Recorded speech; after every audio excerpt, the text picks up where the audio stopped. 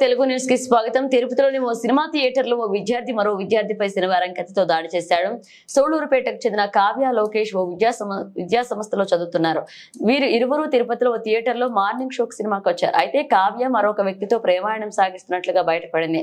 కావ్య లోకేష్ కూర్చున్న సీటు వెనుక కూర్చున్న కార్తీక్ అనే వ్యక్తి ఒక్కసారిగా కత్తితో లోకేష్ పై దాడి చేశాడు.